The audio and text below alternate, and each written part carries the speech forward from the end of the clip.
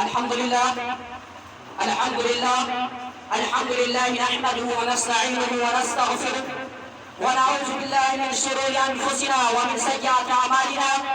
من يهده الله فلا مضل له ومن يضلله فلا هادي له، ونشهد أن لا إله إلا الله ونشهد أن سيدنا ومولانا محمدا عبده ورسوله. أما بعد، فأعوذ بالله من الشيطان الرجيم. بسم الله الرحمن الرحيم. يا أيها الذين آمنوا إنما الخمر والميسر والأنصاب والأزلام رجس من عمل الشيطان فاجتنبوه لعلكم تفلحون. المائدة.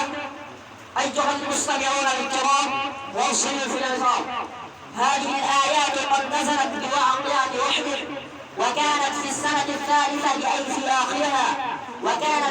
الثالثة من الحجرة، أي في آخرها، ولكنها وقعت هنا في سورة المائدة بعد نزولها، وهذه الآية هي الناسخة لإباحة الخمر. ويرى في سبب نزولها أن ملاحة كانت بين سعد بن وقاص ورجل من الأنصار سببها شرب خمر في ضيافة لهم. قال ابن عباس رضي الله عنهما: الخمر جميع الأشربة التي تسكر، والميسر القمار كانوا يتغامرون به في الجاهلية. قال أبو حيان: ذكر الله سبحانه وتعالى في الخمر والميسر مغزلتين، أحدهما دنيا ضدة والأخرى دينية،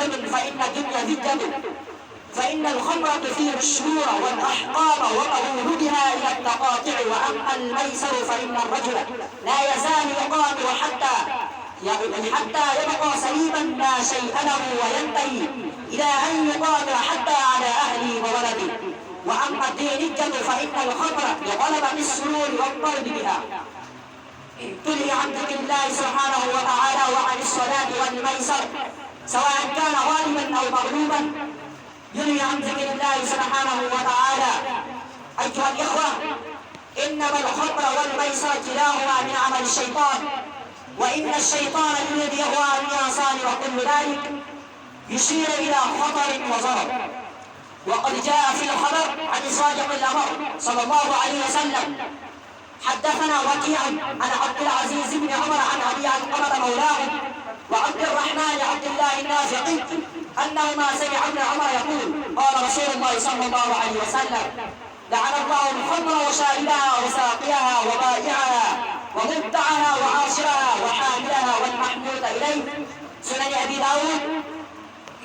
أبي داود باب العنب يعصر للخمر. رقم الحديث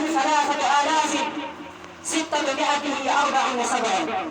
وحدثنا حماد بن زيد عن أيوب عن نافع عن ابن عمر قال: قال رسول الله صلى الله عليه وسلم: كل مسكر خمر وكل مسكر حرام، ومن شرب الخمر في الدنيا فمات وهو يدمنها لم يشربها في الآخرة. سنن الترمذي باب ما جاء في شارب الخمر. رقم الحديث 1861. فأعوذ بالله من الخمر ومن كل عمل الشيطان ومن كل عمل نعى به رسول الله صلى الله عليه وسلم. وصلى الله على سيدنا ومولانا محمد وعلى آله وأصحابه أجمعين. جزاك الله خيرا.